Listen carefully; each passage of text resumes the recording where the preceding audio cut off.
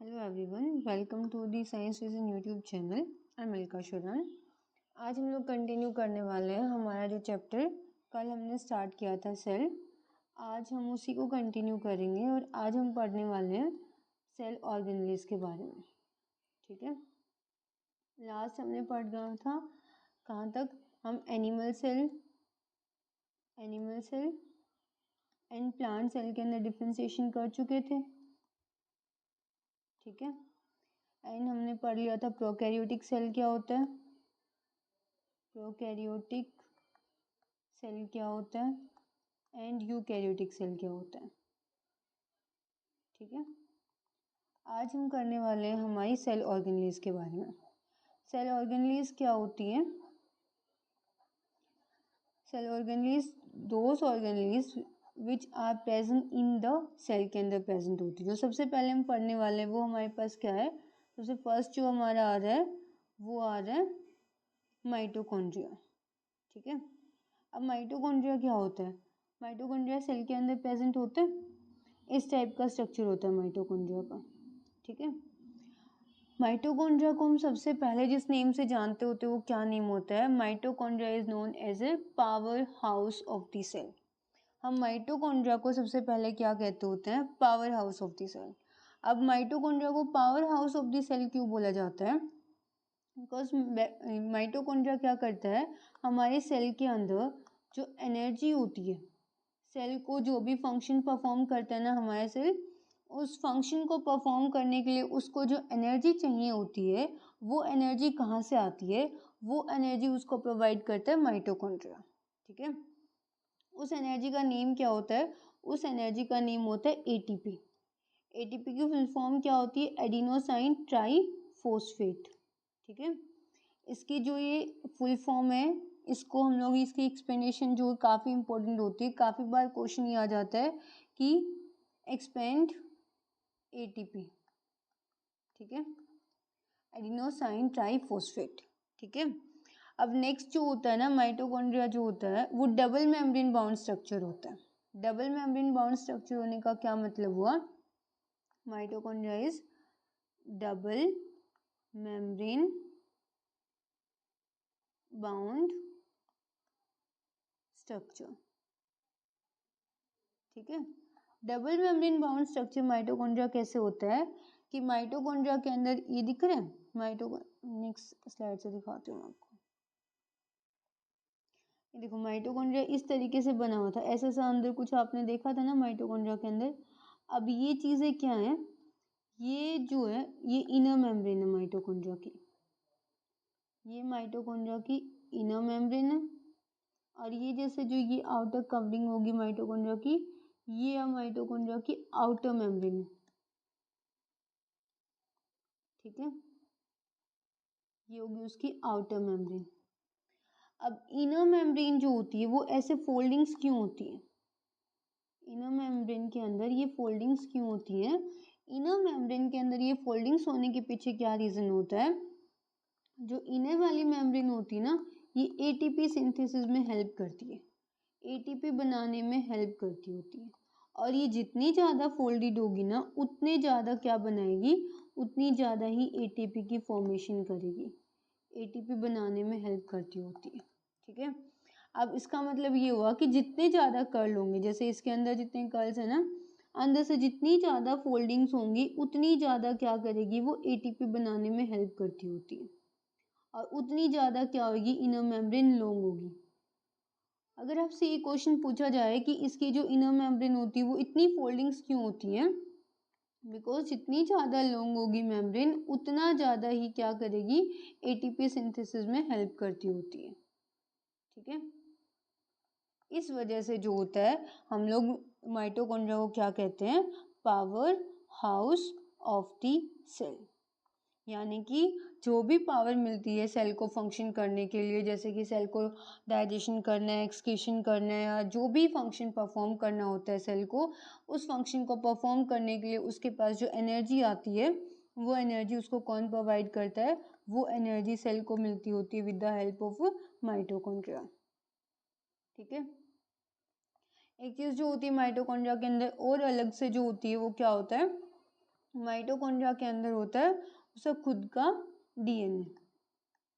Mitochondria के अंदर DNA जो होता है वो इसका इट्स ओन डीएनए होता है।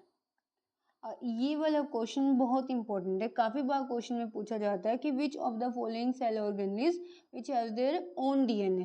ठीक है, ओन डीएनए किसके पास होता है? माइटोकॉन्ड्रिया के पास खुद का डीएनए होता है। हम इसके पॉइंट्स देखते हैं। Mitochondria is powerhouse of the cell. अब पावर हाउस कैसे होती है सेल की वो मैंने अभी समझाई। उसके बाद हमने बोला एटीपी एडिनोसाइन ट्राइफॉस्फेट एनर्जी होता है।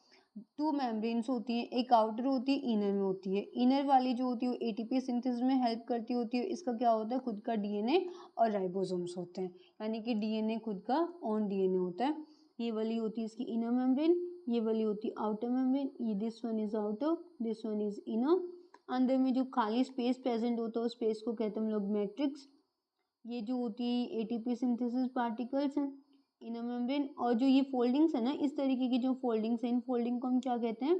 इसको हम क्रिस्टे कहते होते हैं। और राइबोसोम्स इसके अंदर प्रेजेंट होते हैं। ठीक है, आई होप आपको समझ आया होगा। नेक्स्ट ऑर्गेनली हमारे पास आती है एंडोप्लाज्मिक रेटिक्यूलम। ठीक है, एंडोप्लाज्मिक रेटिक्यूलम कैसा होता है पहले ये देखो। इस टाइप का स्ट्रक्चर होता है एंडोप्लाज्मिक रेटिक्यूलम का। ये होता है यहाँ पे आपका न्यूक्लियस। ठीक है, न्यूक्लियस के साथ में अटैच्ड होता है, न्यूक्लियस के साथ में होता है। और ये वाला जो है ये आपका क्या होता है? Endoplasmic reticulum.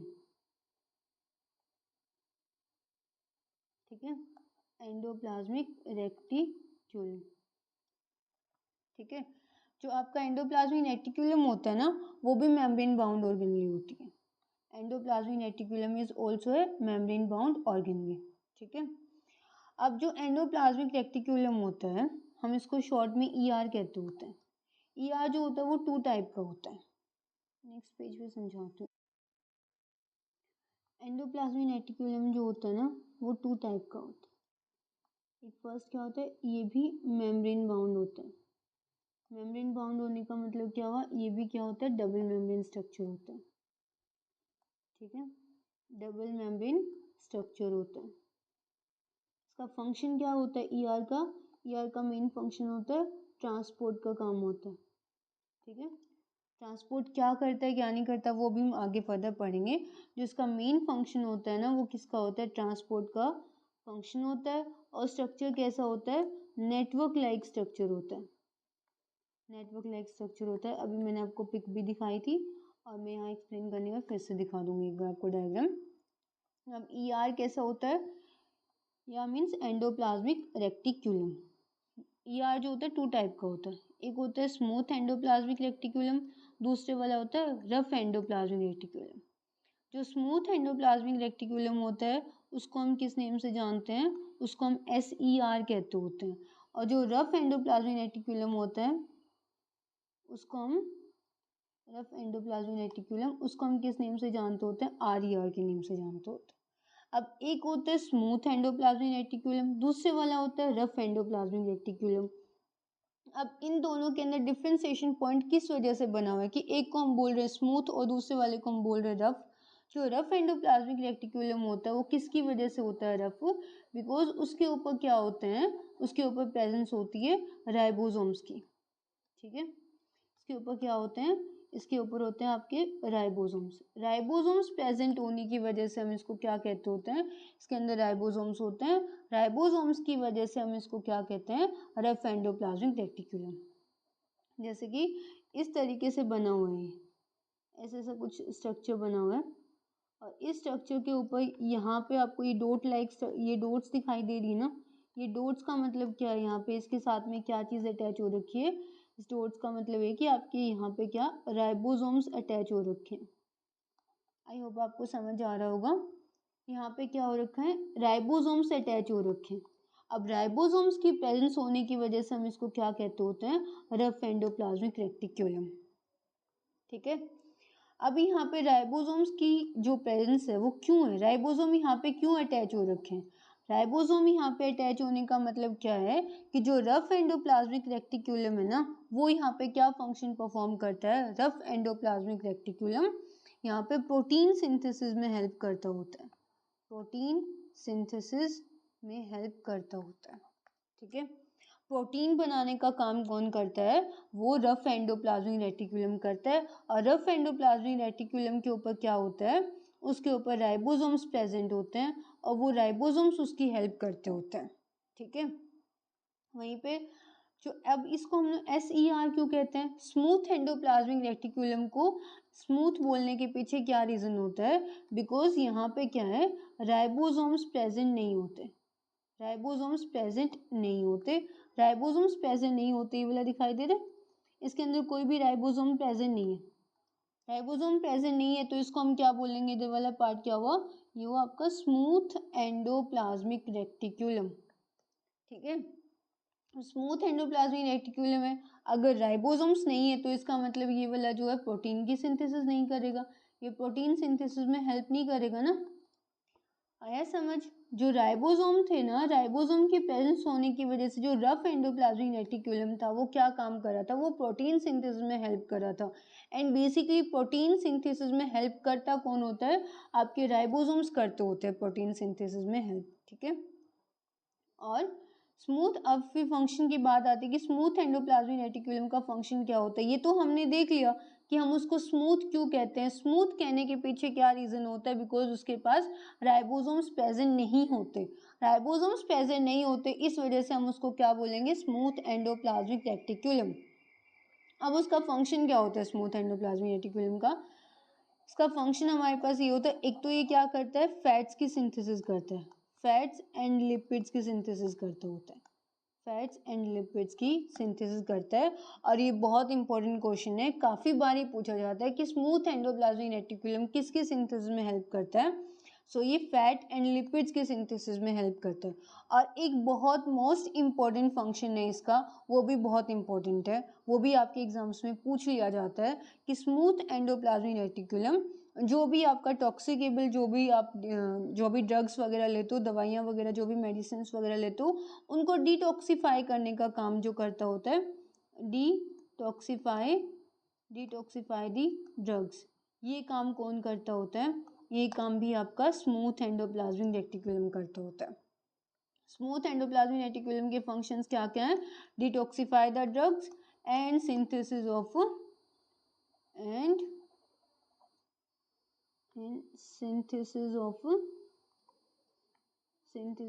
Fats and lipids. ठीक है, वहीं पे अगर आपसे पूछा जाए रफ एंडोप्लाज्मिक रेटिकुलम का फंक्शन क्या हुआ? रफ क्यों है? बिकॉज उसके पास प्रेजेंस होती है राइबोसोम्स की। और रफ एंडोप्लाज्मिक रेटिकुलम का फंक्शन क्या हुआ? Synthesis of proteins. ठीक है, अब इसने क्या किया? प्रोटीन्स बना दिया। अब मैंने क्या बोला था स्टार्टिंग में? ER का फंक्शन क्या होता है? ट्रांसपोर्ट का फंक्शन होता है। ठीक है, इसने ER ने इसको बना दिया, रफ एंडोप्लाज्मिक रेटिकुलम ने प्रोटीन्स को बना दिया। अब इन प्रोटीन को आगे फर्दर ट्रांसपोर्ट करने का काम कौन करता होता है? वो ER खुद करता होता है। एंडोप्लाज्मिक रेटिकुलम क्या करेगा? उनको अब ट्रांसफर करने का काम करेगा। ट्रांसफर किसके पास करेगा? ये गोल्जी बॉडी के पास करेगा। या इसको किसके पास कर रहा है ट्रांसफर? गोल्जी बॉडीज के पास कर रहा है। सो बेसिकली अगर देखा जाए तो इन सब का फंक्शन जो होता है वो एक दूसरे के साथ में क्या होता है? रिलेटेबल फंक्शन होता है, एक दूसरे के साथ में रिलेटेड होते हैं ये लोग। ठीक है, इतना समझ आया? अब हम PPT में देख लेते हैं। एंडोप्लाज्मिक रेटिकुलम कैसा होता है? मेम्ब्रेन बाउंड ऑर्गेनेली होती है। और रफ एंडोप्लाज्मिक रेटिकुलम क्या करता है? प्रोटीन्स बनाते हैं, राइबोसोम्स उसके ऊपर प्रेजेंट होती है। अभी मैंने आपको समझाया। स्मूथ एंडोप्लाज्मिक रेटिकुलम सिंथेसिस करता है फैट्स की एंड लिपिड्स की, राइबोसोम्स एब्सेंट होते हैं, राइबोसोम्स नहीं होते, इसी वजह से हम इसको क्या कहते होते हैं? Smooth endoplasmic reticulum. Long tubules होते हैं, वेसिकल्स होते हैं, सिस्टर्ने होते हैं। सिस्टर्ने क्या है? जो ये फोल्डिंग्स है ना, ये इस तरीके की जो फोल्डिंग्स हैं, इन फोल्डिंग्स को ही हम सिस्टर्ने कहते होते हैं। अटैच्ड होता है प्लाज्मा मेम्ब्रेन से, ये इंपॉर्टेंट है, ये वाला जो पॉइंट है ये इंपॉर्टेंट पॉइंट है।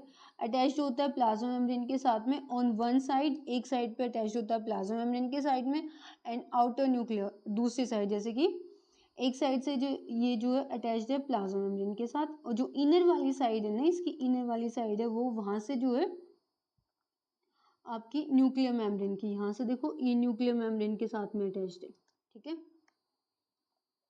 एक साइड जो है वो प्लाज्मा मेम्ब्रेन के साथ अटैच्ड है, दूसरे वाली जो साइड है वो उसकी न्यूक्लियर मेम्ब्रेन के साथ में अटैच्ड है, यानी कि ईआर जो होता है वो न्यूक्लियस के साथ में अटैच्ड होता है।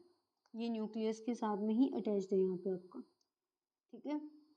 ये स्मूथ एंडोप्लाज्मिक रेटिकुलम, ये जहाँ पे ये छोटे छोटे दिखाई दे रहे डॉट डॉट्स, ये राइबोसोम्स हैं, और ये रफ एंडोप्लाज्मिक रेटिकुलम, ठीक है। ये जो मैंने अभी आपको बताया था ये फोल्डिंग्स जो हैं इसको क्या बोला गया, इसको सिस्टर्नी बोला गया। आई होप आपको समझ आया होगा।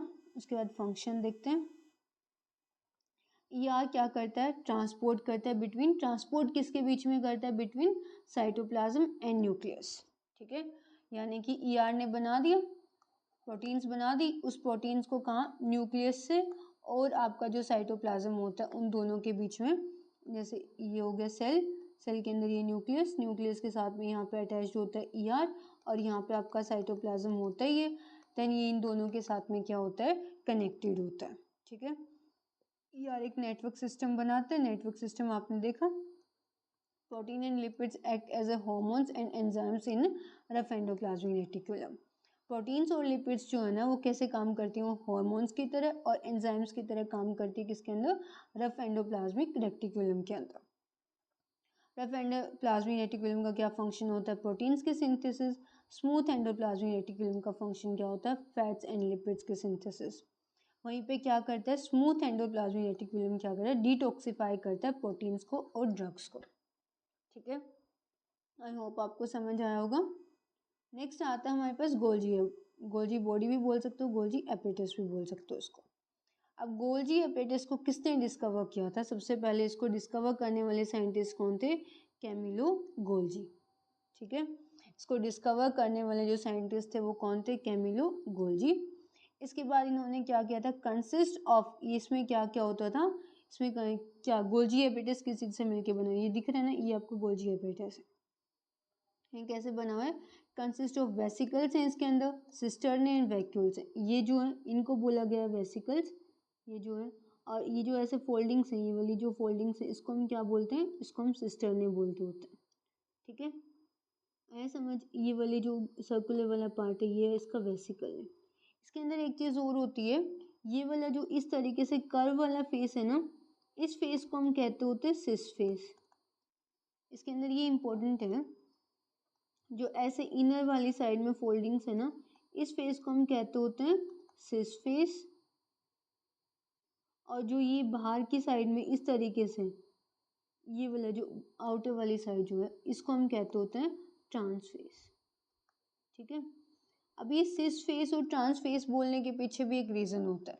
जो सिस वाला फेस है ना, ये वाला जो फेस है ये किसकी साइड होता है, ये होता है टुवर्ड्स न्यूक्लियस, टुवर्ड्स न्यूक्लियस। जो सिस वाला फेस होता है इसका, जो सिस फेस होता है ये किसकी साइड होता है, ये न्यूक्लियस की साइड होता है। और जो ट्रांस वाला फेस होता है ये आउटर साइड में होता है, और ये कहाँ होता है, टुवर्ड्स प्लाज्मा मेम्ब्रेन, ठीक है। जो ये आउटर वाला फेस होता है ये किसकी साइड पे होता है, ये प्लाज्मा मेम्ब्रेन की साइड पे होता है,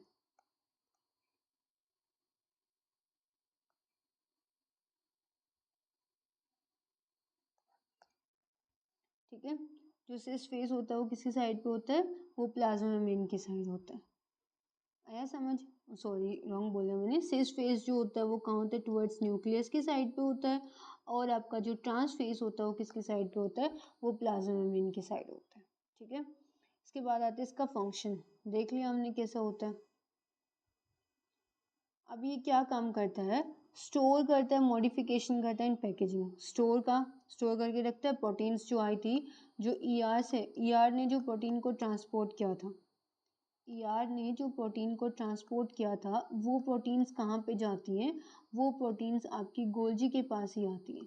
गोल्जी उनको क्या करता होता है, स्टोर का काम करता है, मॉडिफिकेशन का काम करता है, मॉडिफिकेशन ऑफ पैकेजिंग, यानी एक तरीके से क्या काम करता है, इस तरीके से हो गया जैसे आपकी इसने प्रोटीन्स, ईआर ने क्या किया, प्रोटीन्स को बना लिया, ठीक है, प्रोटीन्स को बना लिया। अब प्रोटीन को बनाने के बाद अब वो प्रोटीन हमारी बॉडी के लिए कैसे काम करेंगे, एज ए फूड सोर्स की तरह ही काम करती है, खाने के तरीके से काम करती हैं।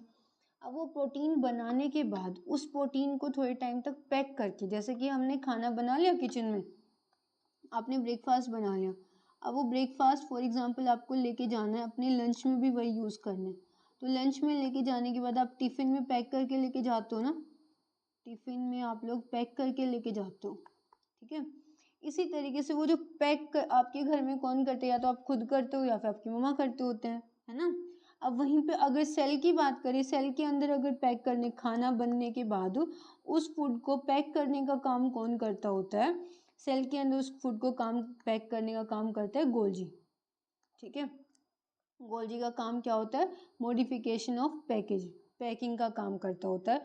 जो मैंने आपको डायग्राम के अंदर जो स्मॉल स्मॉल वेसिकल्स दिखाए थे ना, वो वेसिकल्स क्या है, वो एज ए पैकेजिंग का ही काम करते होते हैं, ठीक है, पैक करते होते हैं।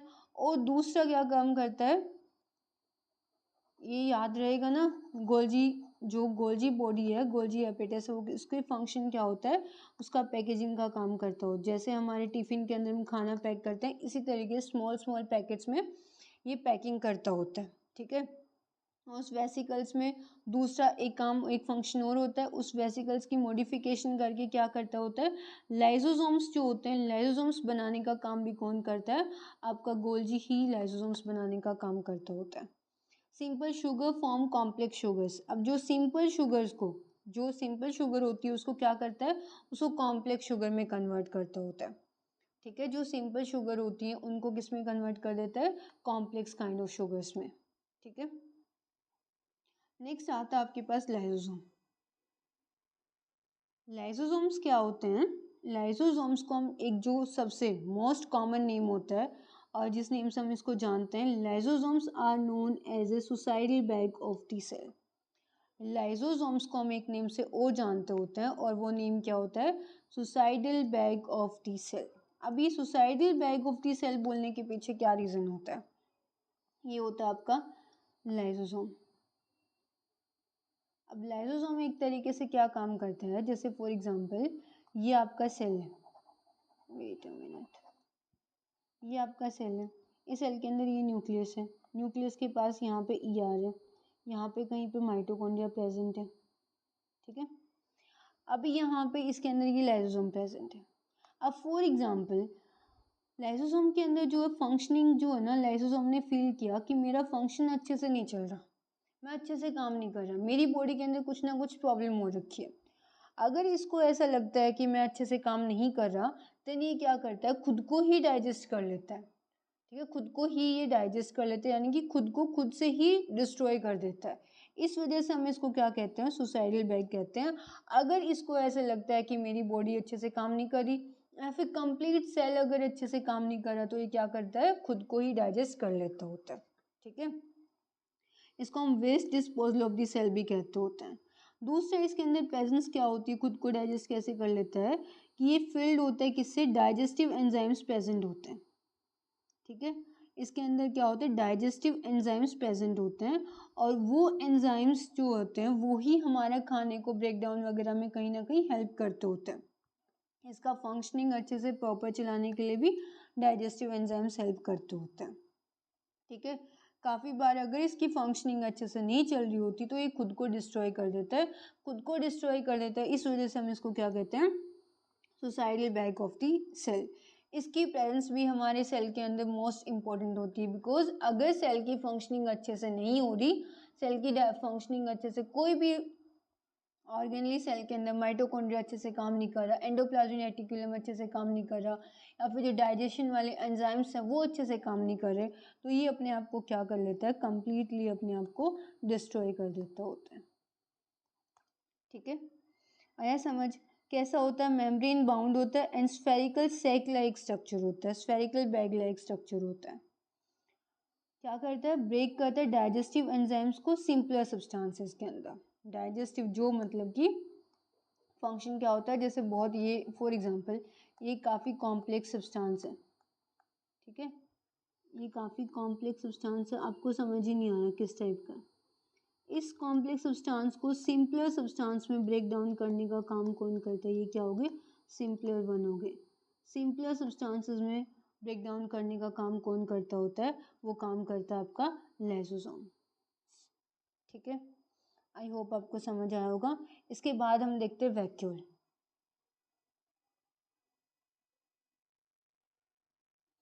वैक्यूल्स कैसे होते हैं? वैक्यूल जो होता है मेम्ब्रेन बाउंड होता है। वैक्यूल भी आपका मेम्ब्रेन बाउंड होता है। मेम्ब्रेन बाउंड ये दिख रहा है, ये वाला वैक्यूल होता है। स्टोरेज सेक फॉर स्टोरेज का काम करता है फॉर सॉलिड और लिक्विड दोनों के लिए। सॉलिड और लिक्विड दोनों चीज़ों को स्टोर करता है और स्टोरेज का काम करता होता है।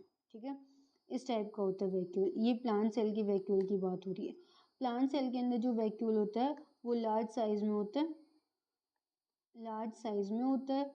एंड सेकेंडली क्या करता होता है, ऑलमोस्ट जो सेल की वॉल्यूम होती है, सेल की जो वॉल्यूम होती है उस वॉल्यूम को ऑक्यूपाई करने का, मोस्ट ऑफ द वॉल्यूम जो होती है वो ऑक्यूपाई कौन करता है? वैक्यूल करता है। किसके अंदर? आपके प्लांट सेल के अंदर। ठीक है, लार्ज होता है, लार्ज होता है। डिस्टिंक्ट स्टोर सेल सेप होता है। ठीक है, सेल सेप जो होता है कंसिस्ट, इसके अंदर क्या क्या होता है? शुगर होती है, अमीनो एसिड्स होते हैं, कुछ ऑर्गेनिक एसिड्स होते हैं। ठीक है, इसके अंदर होता क्या क्या है? इस सेल सेप जो है क्या क्या होते हैं? शुगर होते हैं, अमीनो एसिड्स होते हैं, ऑर्गेनिक एसिड्स होते हैं। उसके साथ में क्या काम करता है? प्रोवाइड करता है रिजिडिटी एंड टर्जिडिटी, यानी कि प्रोवाइड टर्जिडिटी एंड रिजिडिटी, यानी कि सेल को शेप प्रोवाइड करने का काम कौन करता है? वो ऑलमोस्ट वैक्यूल ही करता होता है प्लांट सेल के अंदर। 50 to 90% वॉल्यूम यही कैरी करता होता है। और परमानेंट इन एनिमल्स, परमानेंट होता है एनिमल्स के अंदर। अगर एनिमल के अंदर देखें ये कैसा होता है, वहाँ पे स्मॉल होता है, छोटा होता है, टेम्परेरी होता है एंड स्टोर करता है। ये यहाँ पे रॉन्ग पॉइंट है। ठीक है, 50 to 90% ऑफ वॉल्यूम। और एनिमल्स में कैसा होता है? स्मॉल छोटा होता है, टेम्परेरी होता है, स्टोर करता है किसको? ग्लूकोज को, ग्लाइकोजन को एंड प्रोटीन्स को। ठीक है, अगर यहाँ की प्लांट सेल की बात करते हैं, प्लांट सेल में क्या क्या चीज़ों को स्टोर करके रखता है? शुगर को करता है, अमीनो एसिड को करता है, कुछ ऑर्गेनिक एसिड्स को करता है, प्रोवाइड करता है टर्जिडिटी एंड रिजिडिटी। ये इंपॉर्टेंट पॉइंट है। ठीक है, क्वेश्चन में काफ़ी बार पूछ लेते हैं कि कौन प्रोवाइड करता है? Who provide turgidity and rigidity to the cell? So vacuole provide the rigidity and turgidity to the cell. Next अगर हम एनिमल की बात करते हैं तो कैसा होता है? स्मॉल होता है, टेम्परेरी होता है and store glucose, glycogen and proteins. ठीक है, ये आपका इस टाइप का स्ट्रक्चर होता है वैक्यूल का। 50 to 90% वॉल्यूम कैरी करता है प्लांट सेल के अंदर। ठीक है, ये होती है प्लांट की सेल वॉल, ये वाला सेल साइटोप्लाज्म, ये अंदर वाली सेल मेम्ब्रेन, वैक्यूल ये आपको दिख ही रहा है, सेल सेप एंड टोनोप्लास्ट। ठीक है, नेक्स्ट देखते हैं। नेक्स्ट आती है हमारे पास plastids. Plastids is also a very important organ. सबसे पहले हम देखते हैं कि प्लास्टिड्स जो प्रेजेंट कहाँ पे होती हैं। प्लास्टिड्स प्रेजेंट होती है सिर्फ और सिर्फ प्लांट सेल के अंदर। एनिमल सेल के अंदर प्लास्टिड्स प्रेजेंट नहीं होती। प्लास्टिड का काम क्या होता है? प्लास्टिड्स हेल्प करती होती हैं फोटोसिंथेसिस के अंदर, फोटोसिंथेसिस के अंदर हेल्प करती हैं। और फोटोसिंथेसिस आपका कौन करता है? फोटोसिंथेसिस आपके प्लांट सेल करते हैं। एनिमल सेल के अंदर फोटोसिंथेसिस नहीं होती। एनिमल सेल जो होते हैं खुद से खाना नहीं बनाते होते हैं। हैज़ इट्स ओन, इसके पास क्या होता है? खुद का डीएनए होता है, खुद के राइबोसोम्स होते हैं। Its own DNA and ribosome. आया समझ? Its own DNA and ribosomes. Type कैसा होता है? आगे फर्दर जो होता है प्लास्टिड जो होता है वो 3 टाइप के होते हैं। एक होता है chloroplast, another one is chromoplast and leucoplast. ठीक है, जो क्लोरोप्लास्ट होता है ना, जो क्लोरोप्लास्ट होता है, क्लोरोप्लास्ट के अंदर क्या होता है? इसके अंदर होता है, कंटेन करके रखता है क्लोरोफिल, क्लोरोफिल पिगमेंट। ठीक है, दूसरा क्या होता है? क्लोरोफिल पिगमेंट होता है। अब क्लोरोफिल जो पिगमेंट होता है यही क्या करता है? सनलाइट को एब्जॉर्ब करता होता है। सनलाइट को एब्जॉर्ब करने का काम कौन करता है? सनलाइट को एब्जॉर्ब करने का काम क्लोरोफिल ही करता है। और क्लोरोफिल की वजह से क्लोरोफिल क्या करता है? सनलाइट को एब्जॉर्ब करता है। सनलाइट को एब्जॉर्ब करने के बाद जो फोटोसिंथेसिस परफॉर्म होती है, वो फोटोसिंथेसिस कहाँ पे परफॉर्म होती है? वो आपका क्लोरोप्लास्ट के अंदर ही परफॉर्म होती है। ठीक है, आया समझ? एक बार और एक्सप्लेन कर देती हूँ मैं। क्लोरोप्लास्ट क्या होता है? क्लोरोप्लास्ट के अंदर एक क्लोरोफिल नेम का पिगमेंट होता है। क्लोरोफिल क्या करती होती है? क्लोरोफिल जो है सनलाइट को कैप्चर करती होती है। सनलाइट को कैप्चर करने के बाद ये आपकी सनलाइट को कैप्चर करती है। सनलाइट को कैप्चर करने के बाद आगे फर्दर जो है सनलाइट को कैप्चर किया, उसके बाद फोटोसिंथेसिस का प्रोसेस स्टार्ट हो जाता है। फोटोसिंथेसिस परफॉर्म करने में हेल्प कौन करता होता है? क्लोरोप्लास्ट करती होती है। इसके साथ साथ में इसके अंदर क्या होता है? Also contain yellow and orange colour के पिगमेंट्स भी होते हैं। येलो एंड ऑरेंज पिगमेंट्स होते हैं। और इसके साथ साथ में Mg4 फूड सिंथ मैग्नीशियम होता है इसके अंदर। मैग्नीशियम जो होता है किस में हेल्प करता है? फूड सिंथेसिस में हेल्प करता है, खाना बनाने में हेल्प करता होता है। इसके बाद आता है क्रोमोप्लास्ट। क्रोमोप्लास्ट क्या होता है? क्रोमोप्लास्ट में होता है कंटेन करता है different type of pigments. Chromoplast के अंदर क्या होते हैं? अलग अलग टाइप के पिगमेंट्स होते हैं जो क्रोमो नेम से पता चलता है। क्रोमो का मतलब क्या हुआ? कहीं ना कहीं क्रोमो मीन्स कलर, यानी कि जो क्रोमोप्लास्ट जो है वो कैसा काम करती होती है? उसके अंदर डिफरेंट टाइप के पिगमेंट्स होते हैं और वो पिगमेंट्स क्या काम करते हैं? वो प्रोवाइड करवाते होते हैं colour. Impart colour to the flowers and fruits. किसको कलर प्रोवाइड करवाते हैं? फ्लावर्स को और फ्रूट्स को। जो कलर प्रोवाइड का काम करता होता है वो कौन करता है? वो क्रोमोप्लास्ट करता है। और ये क्वेश्चन पूछ सकता है कि जो डिफरेंट कलर्स होते हैं, जैसे कि एप्पल का कलर होता है रेड, बनाना का कलर होता है येलोइश एंड ग्रीनिश, वो कलर जो होता है वो प्रोवाइड कौन करवाता होता है? फ्लावर्स को एंड फ्रूट्स को। वो फंक्शन परफॉर्म करता है आपका क्रोमोप्लास्ट। क्रोमो मीन्स ही किससे रिलेट करता है? कलर से। और क्लोरो किससे रिलेट कर रहा था? क्लोरोफिल से। सो क्लोरोफिल हमें पता है किस में हेल्प करती है? क्लोरोफिल जो होती है वो हेल्प करती है फोटोसिंथेसिस में। ठीक है। नेक्स्ट जो आता है ल्यूकोप्लास्ट। ल्यूकोप्लास्ट जो होती है वो कलरलेस होती है, वाइट होती है कलर में, और स्टोर क्या करती है? स्टार्च को, ऑयल को एंड प्रोटीन ग्रेन्यूल्स को। बेसिकली जो ल्यूकोप्लास्ट का अगर फंक्शन देखा जाए तो इसका फंक्शन क्या होता है? इसका फंक्शन ही किसका है? स्टोरेज का फंक्शन होता है। ल्यूकोप्लास्ट कलरलेस और white in colour, store starch, oil and protein granules. ठीक है, आया समझ? ल्यूकोप्लास्ट कलरलेस होता है और वाइट कलर में होता है। फंक्शन स्टोरेज का होता है, ऑयल एंड प्रोटीन ग्रेन्यूल्स। और ये जो है ना प्लास्टिड्स का जो है बहुत इंपॉर्टेंट है। ये प्लास्टिड्स के तीनों टाइप्स एंड प्लास्टिड्स का क्वेश्चन डेफिनेटली एग्जाम में देखने के लिए मिल जाता है। और जो जो एग्ज़ाम जैसे फॉर एग्जांपल साइंस से रिलेटेड होता है तो उसके अंदर तो मेनली क्वेश्चंस आने के फुल चांसेस होते हैं ये ऐसे ऐसे टॉपिक से, बिकॉज ये स्पेसिफिक पॉइंट्स होते हैं, किसी को याद भी नहीं रहते होते और लोग इनको ज़्यादा इंपॉर्टेंस भी नहीं देते होते। ठीक है, एक बार रिवाइज कर लेते हैं। प्लास्टिड्स कैसे होती हैं? ओनली सिर्फ प्लांट सेल में होती है, एनिमल सेल के अंदर प्रेजेंट नहीं होती, क्योंकि वो कोई भी खुद से खाना बनाने का फंक्शन परफॉर्म नहीं करते। इसके पास खुद का डीएनए होता है, खुद के राइबोसोम्स होते हैं। Type chloroplast. क्लोरो किससे define? Chloro means chlorophyll pigment present होता है और also contain yellow and orange colour का पिगमेंट होता है। साथ में इसके अंदर क्या होता है? मैग्नीशियम भी होता है जो खाना बनाने में हेल्प करता होता है। दूसरा इसमें क्रोमोप्लास्ट जो कलर से रिलेटेड होगा, कंटेन करता है डिफरेंट टाइप ऑफ पिगमेंट्स जो प्रोवाइड करते हैं कलर को। और क्या होता है? जो हमारे फ्लावर्स का, फ्रूट्स का जो कलर होता है वो भी किसकी वजह से होता है? वो भी क्रोमोप्लास्ट की वजह से ही होता है।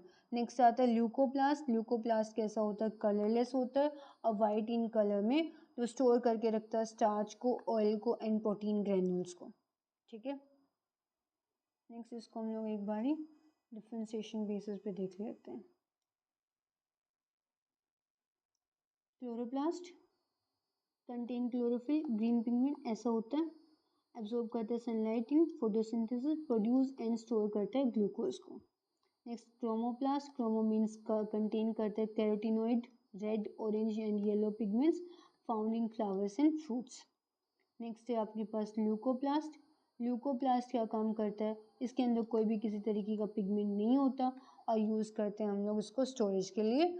और स्टोरेज के लिए हम लोग इसको यूज़ करते हैं। स्टोरेज किसकी करते हैं? लाइक स्टार्च वगैरह, स्टार्च हो गया, ऑयल हो गया, प्रोटीन्स होगी।